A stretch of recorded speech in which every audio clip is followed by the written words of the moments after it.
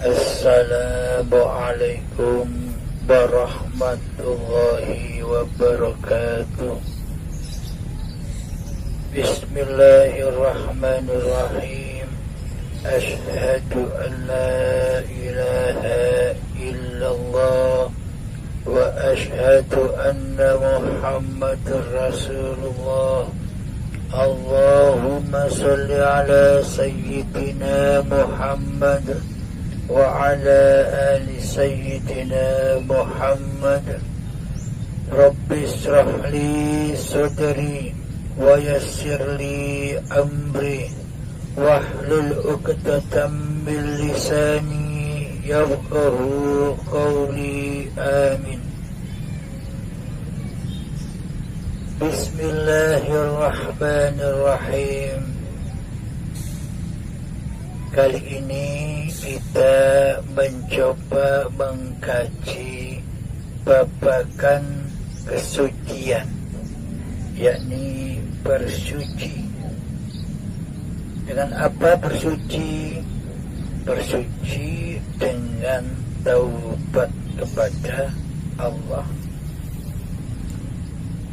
A'udzu billahi minasy syaithanir rajim. Bismillahirrahmanirrahim. Innallaha yuhibbut tawwabin wa yuhibbul mutatahhirin. Sungguh Allah mencintai orang-orang yang bertaubat dan mencintai orang-orang yang mensucikan diri. Al-Baqarah ayat 222.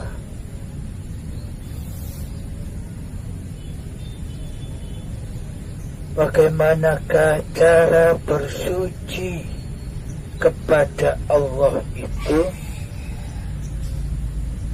Perlu kita ketahui bersama. Bila kita hendak mensucikan hati, tentulah dengan yang maha suci, bukan dengan yang najis. Siapakah yang maha suci itu? Yang maha suci adalah Allah, pencipta diri kita. Dialah yang maha suci. Bila kita hendak mensucikan diri, maka kenalilah dahulu siapakah Zat yang maha suci itu. Tanpa mengenali, tanpa berjumpa dengan Zat yang maha suci, kita selamanya tak akan bisa bersuci kepada Allah. Dan bila kita tidak bisa bersuci kepada Allah, lalu apa gunanya seluruh ibadah-ibadah yang kita lakukan, seluruh sholat-sholat yang kita lakukan, seluruh sedekah-sedekah yang kita lakukan, seluruh puasa-puasa yang kita lakukan, seluruh ibadah umroh dan haji yang kita lakukan, tanpa kita bersuci dahulu. Menurut babakan dohir, menurut di sisi manusia, bersuci itu layaknya sucinya badaniah, yakni dengan cara berwudu ataupun tayamum. Itu bersuci babakan dohir, bersuci di sisi manusia.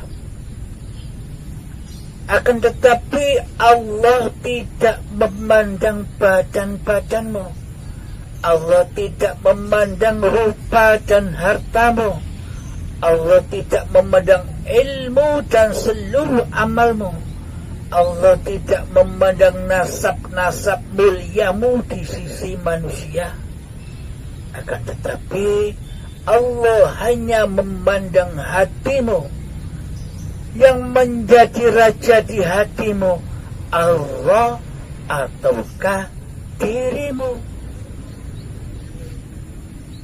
Bila yang menjadi penguasa dan yang menjadi raja atas hati kita selama ini, yakni Abdul Halimnya sebagai penguasa hidup dan badan ini, maka itulah najis.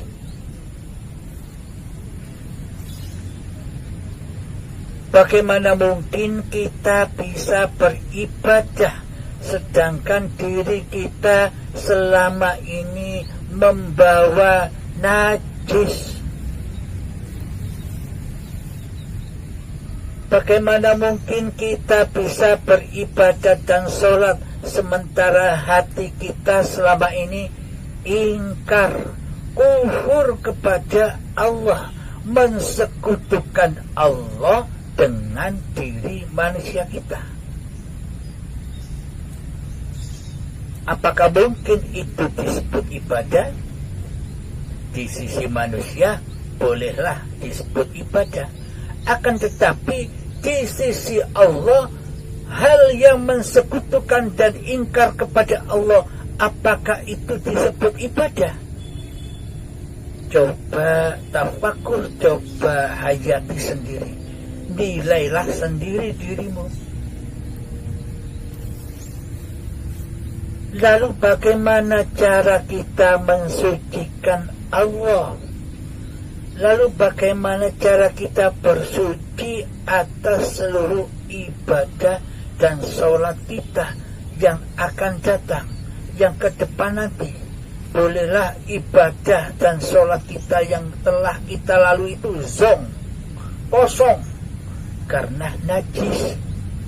Selama ini hati kita prakteknya bukan lillahi ta'ala, karena selama ini kita tak bertuhan, melainkan mentuhankan hawa nafsu kita sendirilah penguasa yang menguasai di dalam seluruh ibadah dan sholat kita. Praktek hati masih linafsi, ini ibadahku, ini sholatku, ini zakatku, ini puasaku, ini haji dan umrahku, ini sedekahku, ini perbuatan baikku. Hamba selama ini kita rojiun kepada hambalah sebagai penguasa dan pelakunya. Inilah tanda bahwa kita selama ini ingkar kepada Allah, mensekutukan Allah dengan diri kita, seolah-olah diri kitalah yang berkuasa atas seluruh ibadah dan sholat. Kenapa selama ini kita berprasangka demikian? Karena di hati kita selama ini tidak bertauhid kepada Allah. Karena hati kita tidak bisa mengesahkan Allah, melainkan mengesahkan diri kita sendiri di dalam hati kita selama ini.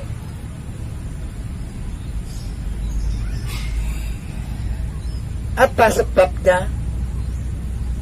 Sebabnya adalah kita beragama dan bertuhan hanya simboliyah, hanya simbol-simbol agama belaka untuk menyembunyikan keateisan hati kita selama ini. Badannya kita beragamakan, kita bertuhankan di sisi manusia, anggapan manusia. Akan tetapi sesungguhnya di dalam hati kita tak pernah kenal dengan Tuhan, tak ada Tuhan. Karena apa? Karena Tuhannya gaib. Mana mungkin kita dikatakan bertuhan bila Tuhannya gaib? Maka yang diwujudkan itulah yang dituhankan. Siapa yang diwujudkan selama ini di hati kita? Yakni hawa nafsu kita sendiri. Itulah yang kita tuhankan selama ini.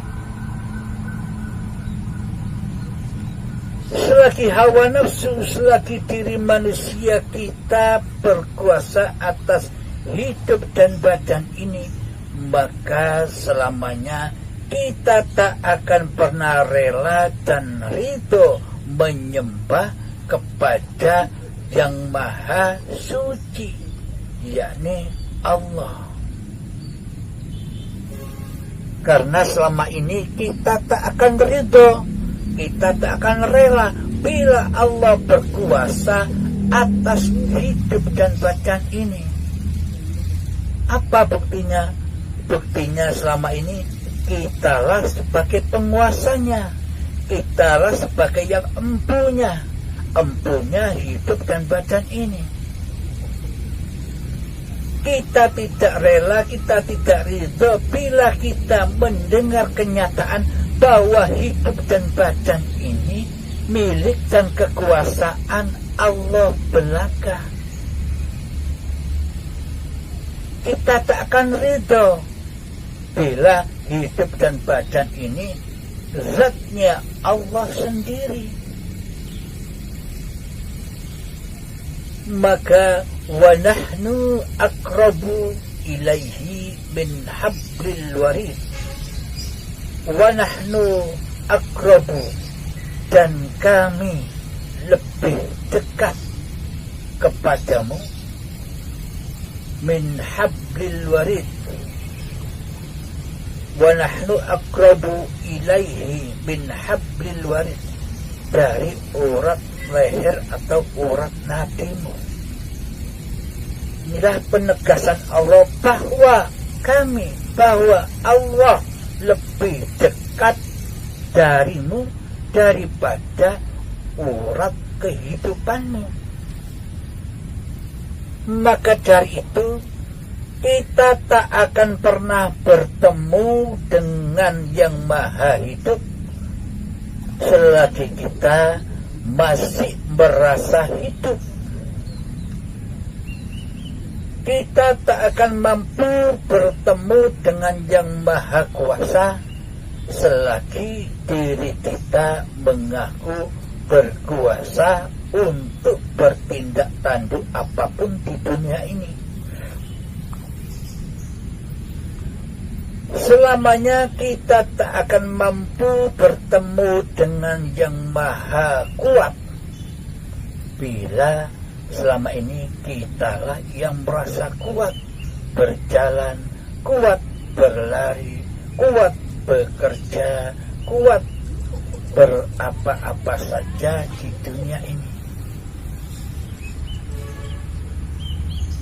Inilah bukti selama ini kita belum pernah bertaubat kepada Allah. Maka apa yang dicintai oleh Allah di dunia ini? Innallaha yuhibbut tawwabina.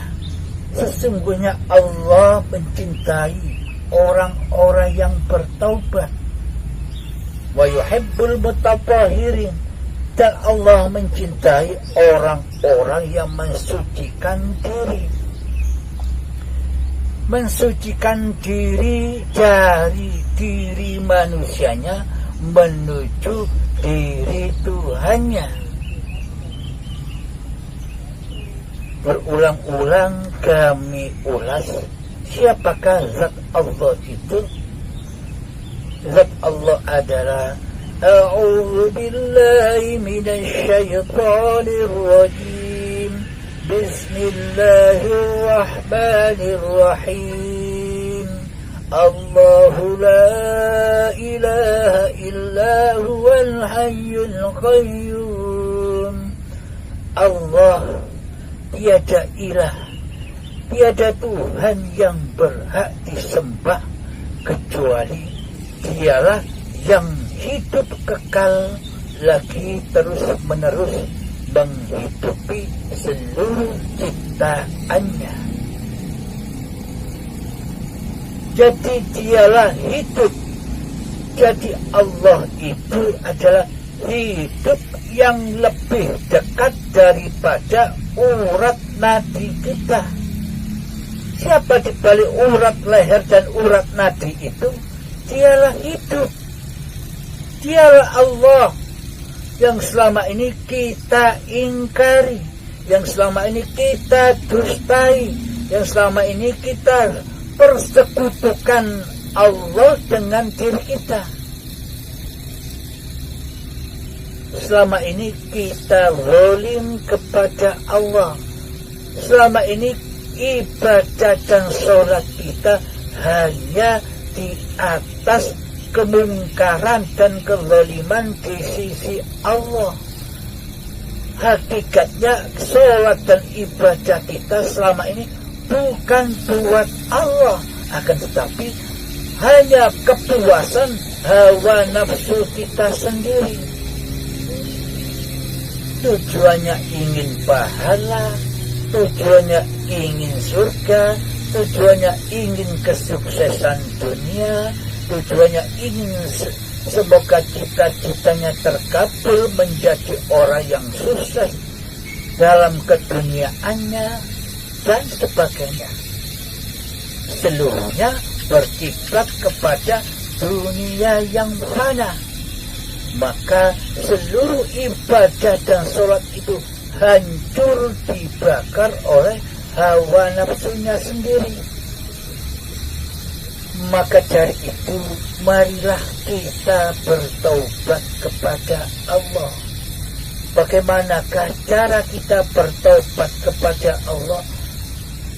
Sebelum kita mengenal Allah, sebelum kita bertemu dengan Allah, mana mungkin kita bisa bertaubat. Sama halnya sebelum kita bertemu dengan Allah, mana mungkin Anda mendapatkan pahala, mana mungkin Anda mendapatkan syafaat, mana mungkin Anda mendapatkan keridhaan Allah bila belum bertemu dengan Allah sang pemilik semua itu. Maka dari itu temuilah Allah sang penguasa keridhaan, temuilah Allah sang penguasa pahala, temuilah Allah sang penguasa surga. Maka setelah kita bertemu dengan Allah, maka semuanya akan kita miliki.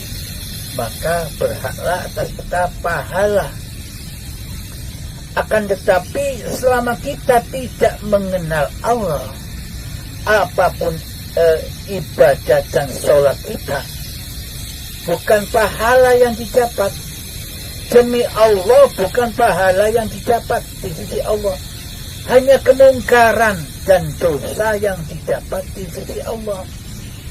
Karena selama ini yang jadi Tuhan bukan Allah di hati kita, akan tetapi kitalah yang dengan sengaja mentuhankan diri kita selama ini.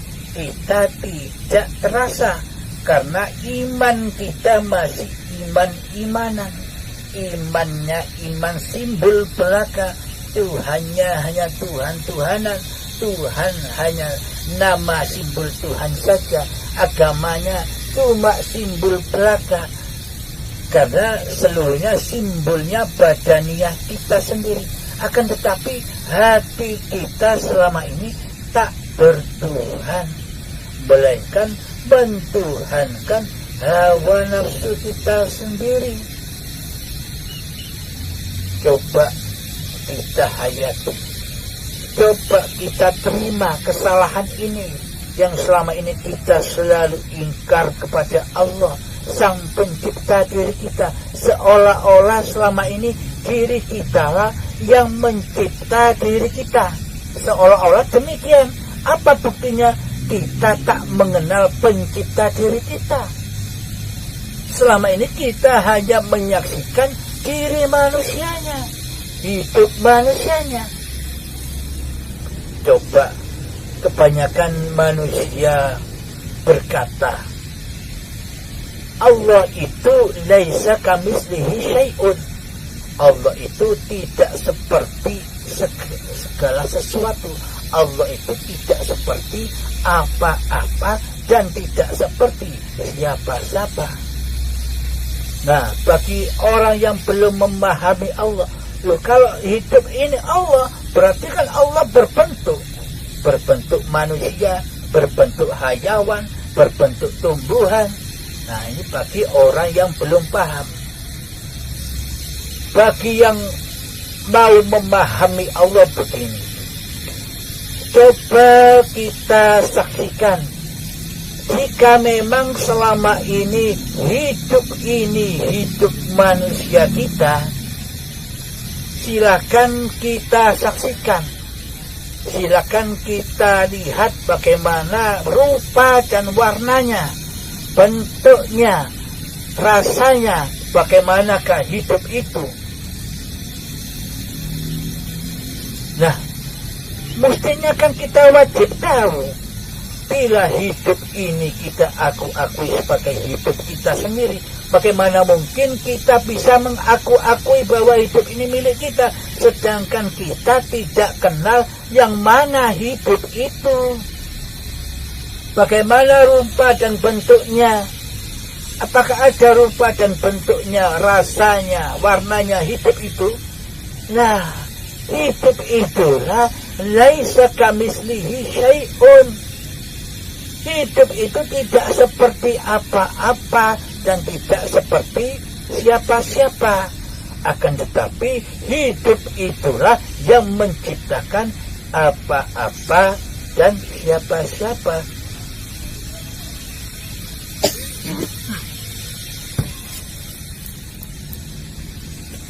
Mohon maaf.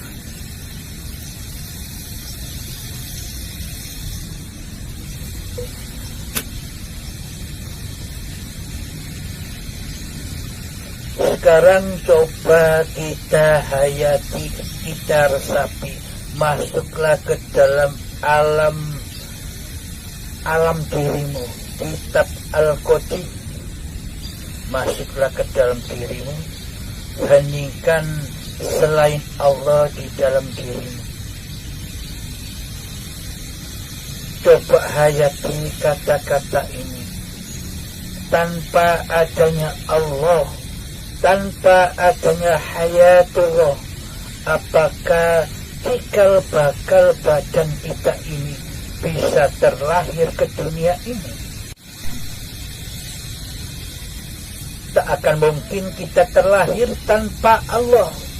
Tak akan mungkin kita tercipta tanpa Allah, tanpa hidup. Dengan hiduplah cikal bakal badan ini dijadikan, diciptakan di dunia ini. Coba kita hayati lagi.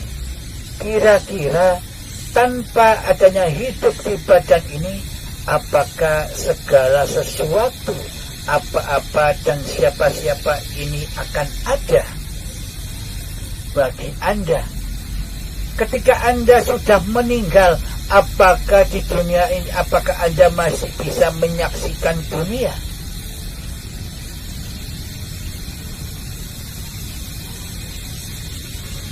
Tidak, bukan?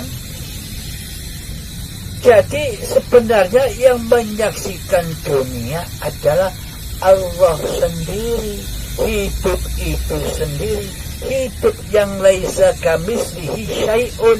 Hidup itu tak seperti apa-apa, tak berbentuk, tak berwajah, tapi bisa menciptakan apa-apa dan siapa-siapa, serta segala sesuatu yang ada di hadapan kita ini adalah ciptaan hidup, ciptaan Allah.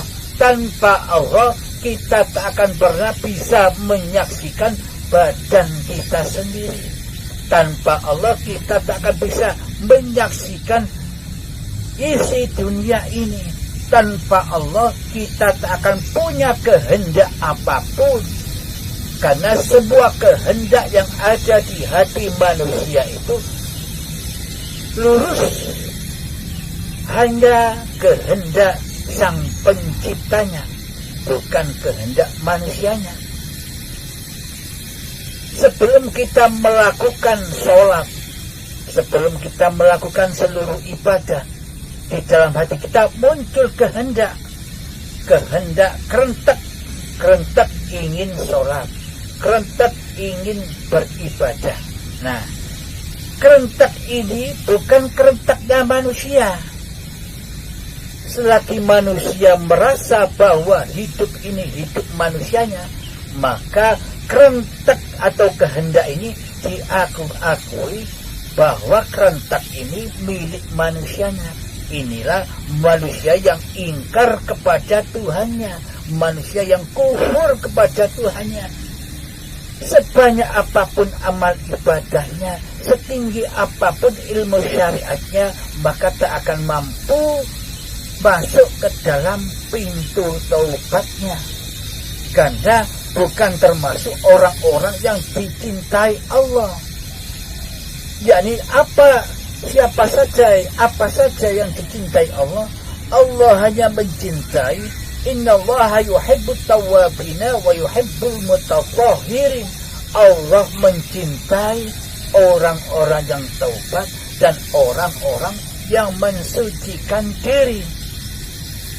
Sedangkan selama ini di dalam hati kita yang ada diri manusia kita. Nah, ini kan masih najis, belum suci. Di sisi Allah beda, di sisi Allah dengan di sisi manusia. Selama ini kita beragama Islam hanya di sisi manusia, hanya ikut hukum-hukum syariat manusia. Kita lalai pada hukum-hukumnya Allah yang bertauhid, yang seluruhnya di dalam ibadah dan sholat itu harus kembali pulang kepada lillahi ta'ala, bukan linafsi. Nah, karena selama ini kita belum kenal Allah, maka seluruhnya pulang kepada yang fana, linafsi, milikku hamba. Inilah kefanaan, amal yang fana, amal yang hancur lebur. Mari kita buktikan ayat Allah tentang kehendak ini hanya kehendak Allah yang ada di dunia ini, bukan kehendaknya selain Allah. Kehendak sang dalang. Apakah mungkin wayang punya kehendak tanpa diperjalankan, dikehendakkan oleh sang dalang? A'udzu billahi minasy syaithanir rajim.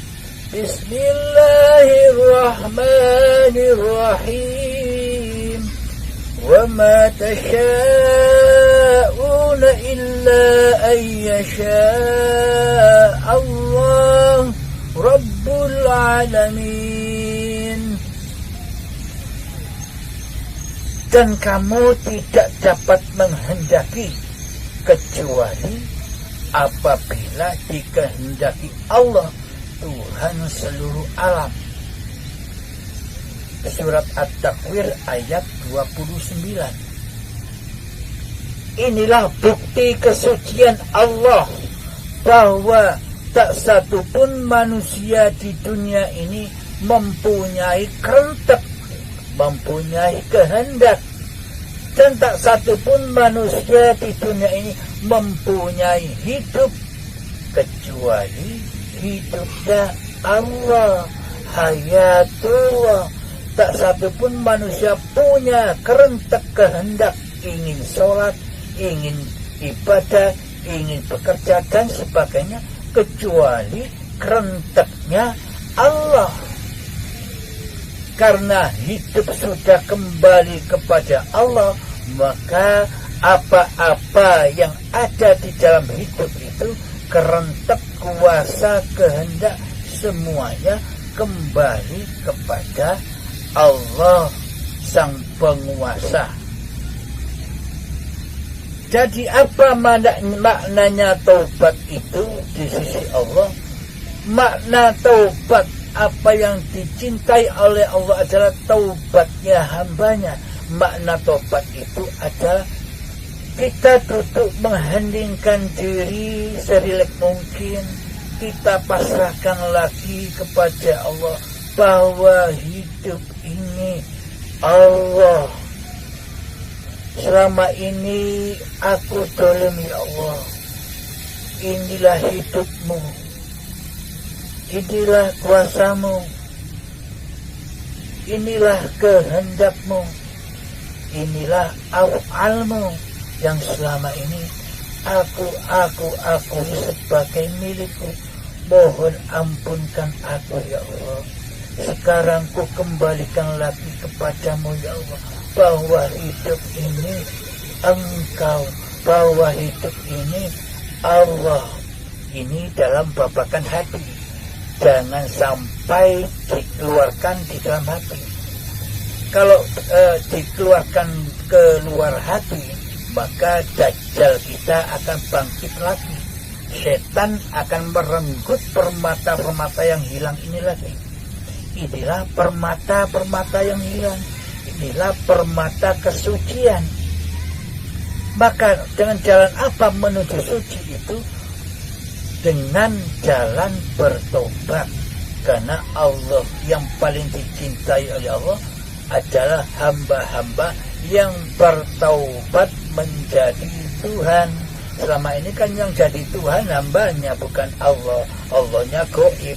Nah sekarang dibalik, Allah lah yang wujud. Hidup yang laisa kamitslihi syai'un, itulah yang wujud, menghidupi badan, memerintahkan badan, mengkerentekkan badan.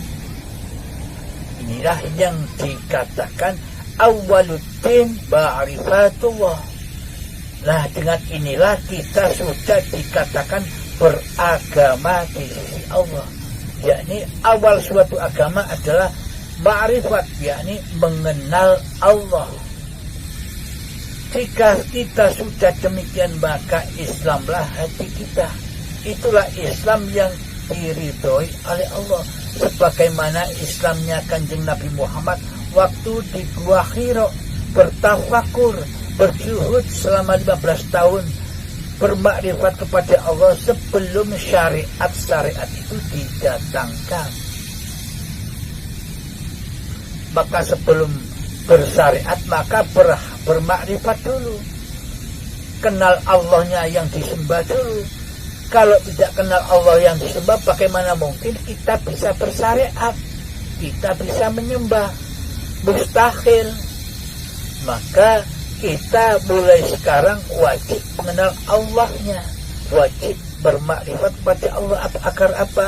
Agar seluruh syariat kita, agar seluruh sholat-sholat yang kita kerjakan selamat sampai kepada Allah, selamat sampai kepada alam lillahi ta'ala. Itulah tujuan perintah syariat ditegakkan. Itulah tujuan Kanjeng Nabi menuntun umatnya bersyariat. yakni pangkal ujungnya adalah di dalam niatnya. Di dalam niatnya lillahi ta'ala itu dusta atau sungguhan. Bila berdusta pasti hambanya yang jadi Tuhan. Bila sungguhan bahwa seluruh ibadahnya adalah lillah, maka hambanya sudah gaib, yang ada hanya Allah. Hambanya tak akan bisa melakukan apa-apa kecuali wa ma tasyauna illa ayyasha Allah rabbul alamin, dan kamu tak dapat menghendaki kecuali apabila dikehendaki Allah Tuhan seluruh alam. Maka ketika datang kerentek, maka ketika datang kehendak, contoh aku ingin makan, dalam hati kerenteknya begitu. Nah, kita saksikan bahwa kerentek ini Allah, bukan kerenteknya manusia. ketika tubuh ini berjalan menuju makan, kita saksikan Allah lah yang memperjalankan badan. Allah lah yang perintahkan, yang utus badan ini berjalan untuk mengambil makanan dan minuman. Bagi orang-orang yang belum paham, maka pasti masa Allah butuh makan, masa Allah butuh minum. Nah, ini bagi orang-orang yang tidak memahaminya. Maksudnya begini, Allah tak butuh makan dan Allah tak butuh minum. Akan tetapi Allah melindungi, Allah mengasihi sayangi, Allah mencukupi, Allah menghidupi, Allah menjaga makhluk-makhluk yang diciptakannya dengan diasupi makanan. Sejak kita dari bayi sampai setua ini, siapa yang membesarkan badan? Siapakah yang memanjangkan badan? Apa orang tua kita ataukah apakah kita sendiri? Nah, yang memanjangkan dari ukuran 0,5 meter bayi sampai ukuran 2 meter saat ini kan Allah, kan hidup. Tanpa adanya Allah, maka tak akan ada proses dari kecil menjadi besar, dari kecil menjadi panjang. Coba dipahami, coba diresapi. Jadi jangan sandarkan kepada yang fana, jangan sandarkan kepada badannya. Memang menurut manusia, di saat manusia itu masih bertuhan dan beragama secara angan-angan, maka yang dipandang hanya dohirnya. Mereka takkan mampu memandang batinnya. Karena sudah ditegaskan pula oleh Allah dalam sanepannya, dalam kiasannya, wahai Muhammad, kamu jangan sekali-kali membahas tentang roh, karena roh itu adalah rahasiaku. Nah, ini cuma sanepan, bukan yang sesungguhnya. Apa maksudnya? Bila di dalam hati kita masih wujud Muhammadnya yang menjadi Tuhan, bila di hati kita masih wujud diri hambanya yang menjadi Tuhan, sedang Allah digoibkan, maka selamanya tak akan mampu membahas tentang Allah. Karena apa? Karena yang jadi Tuhan manusianya di hati kita selama ini. Maka Allahnya goib, maka Allahnya hanya angan-angan belaka. Ibadahnya angan-angan, Tuhannya angan-angan, agamanya hanya angan-angan belaka untuk menutupi keateisan hatinya kepada Sang Pencipta.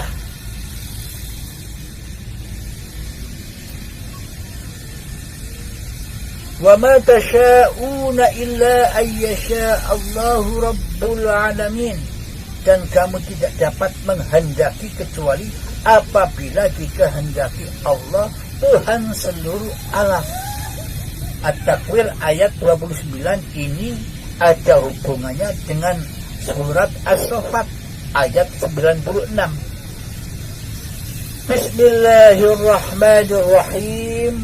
Wallahu khalaqakum wa ma ta'malun. Padahal Allah lah yang menciptakan kamu dan apa yang kamu perbuat. Nah, maka jelaslah sudah, jika kita tidak meyakini, tidak beriman kepada ayat-ayat Allah yang sudah saya bacakan tadi, apakah mungkin Anda Islam di sisi Allah? Nah, cek keislaman kita. Bila kita menyangka diri kita lah yang wujud di dunia ini, berarti yang menciptakan kan kita sendiri. Yang menciptakan kehendak, yang menciptakan hidup manusia kita, yang menciptakan kekuasaan badan kita, yang menciptakan pekerjaan badan kita, yang menciptakan sholat dan ibadahnya badan kita. Nah, semuanya kan seluruhnya kembali kepada kita pelakunya. Itulah yang dinamakan ingkar kepada Allah, mensekutukan Allah dengan diri manusianya. Maka bertaubatlah kepada Allah, pasrahkan, persembahkan kembali bahwa hidup ini Allah, bahwa kehendak ini Allah, bahwa kuasa ini Allah, tak lain dan tak bukan, semuanya hanya Allah. Ketika mata memandang pepohonan, maka lepaslah pohon itu, kembalilah masuk ke dalam dirimu. Siapa yang berkuasa menciptakan pohon itu di dalam dirimu? Dialah Allah yang menciptakan pohon. Allah menciptakan gunung, Allah menciptakan sawah, Allah menciptakan hutan, Allah menciptakan segala sesuatu yang kita pandang selama ini. Nah, itulah yang dikatakan bertobat kembali kepada Allah lah yang menciptakan diri manusia kita. Bila masih kita akui diri kita manusia lah yang bisa melihat gunung, bisa melihat apa yang kita lihat di luar diri kita, nah itu kan masih syirik. Hatinya masih ingkar kepada pencipta diri manusianya. Ini dikatakan belum bertobat, masih kufur. Ibadah apapun, sholat, beramal apapun ya tak ada gunanya. Hanya untuk bahan bakarnya hawa nafsunya saja. Hanya untuk bahan bakarnya nerakanya saja di hatinya. Hatinya selalu panas karena dibakar oleh dunia, kebutuhan dunia, ketakutan dunia, takut miskin, takut ditinggal apa-apa yang dicintainya. Nah, maka serba ketakutan, takut terkena penyakit corona dan sebagainya. Karena yang menjadi Tuhan masih manusia, maka disiksa oleh berbagai macam ketakutan dan ketakutan. Karena di dalam hatinya masih buta akan Tuhannya, maka berjalannya hidupnya maka meraba-raba, takut ini, takut itu, takut ini, takut itu. Namun kita bila bertaubat kepada Allah, maka otomatis hidup sudah kita pasrahkan kembali, kita persembahkan kembali, kita abdikan kembali kepada hayatullah. Maka manusianya sudah tak berkuasa lagi di dalam hati kita, selain Allah lah yang menguasai sehingga sananya hati ini.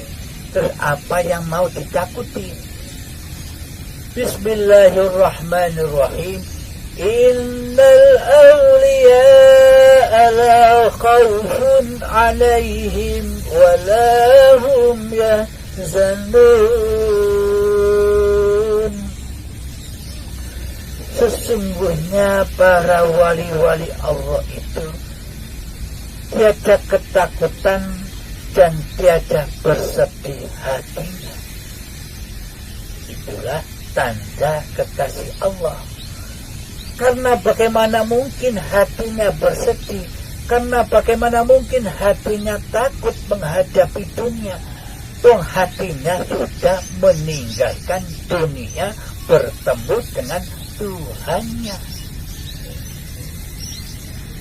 Maka bagi orang-orang yang masih mengabdi, menyembah kepada dunia lah, mereka lah yang takut, yang selalu sedih, dibakar di dalamnya bersama setan, iblis dan hawa nafsunya. Maka bagi para wali-wali Allah, siapakah wali-wali Allah itu? Wali-wali Allah itu, seluruh manusia itu adalah hakikatnya para wali-walinya Allah, para khalifah Allah, para utusan Allah. Akan tetapi sangat amatlah langkah bagi manusia yang dikehendaki oleh Allah ingat kembali kepada taubat dan mensucikan hatinya dari selain Allah. Semuanya hanya kehendak Allah. Apa maksudnya? Bila di dalam hati kita masih kehendaknya manusia, maka mereka tak akan bisa kembali kepada Allah. Siapa yang bisa kembali kepada Allah? Siapa yang bisa bertaubat kepada Allah? Dan siapakah yang bisa bersuci kepada Allah? Yakni dengan kehendak Allah sendiri. Jika di dalam hati kita yang muncul kehendaknya Allah, bukan kehendak manusianya, itulah yang bisa bertemu Tuhannya. Itulah yang bisa bertaubat kepada Tuhannya. Itulah hati yang selalu mensucikan Tuhannya daripada hawa nafsunya. Bila kehendak itu muncul dari kehendak manusianya, maka apapun yang dikerjakan di dalam kemaksiatan di sisi Allah. Akan tetapi sebaliknya, ketika di dalam hatinya sudah kehendak ini sudah kembali kehendaknya Allah, apapun yang terjadi, dan bahwa hidup ini pun juga hayatullah. Bila hidup ini sudah hayatullah, maka kehendak, kuasa, melihat seluruhnya adalah bersumber dari Allah itu sendiri. Maka tak akan bisa mengenal, tak satupun manusia bisa mengenal Allah, tak satupun manusia mengetahui rahasia Allah. Terbukti ayatnya, Muhammad, jangan engkau membahas tentang roh, karena roh itu rahasiaku. Selagi di dalam hati kita masih wujud manusianya, maka Allah selalu rahasia, Allah selalu gaib. Akan tetapi bila Muhammadnya, akan tetapi bila hawa nafsu kita sudah kita gaibkan, sudah kita fanakan, maka yang menceritakan, yang memaparkan tentang rahasia Allah itu siapa? Kan Allah sendiri, hayatullah sendiri. Hanya bagi mereka yang sudah hayatullah lah yang memahami, yang paham wali, ya wali, yang paham Allah, yang ya Allah. Manusia tak akan paham Allah kecuali Allah. La haula wala quwwata illa billahil aliyyil azim. Jadi putuslah manusianya, yang ada hanya Allah. Alhamdulillahirabbil alamin. Assalamualaikum warahmatullahi wabarakatuh.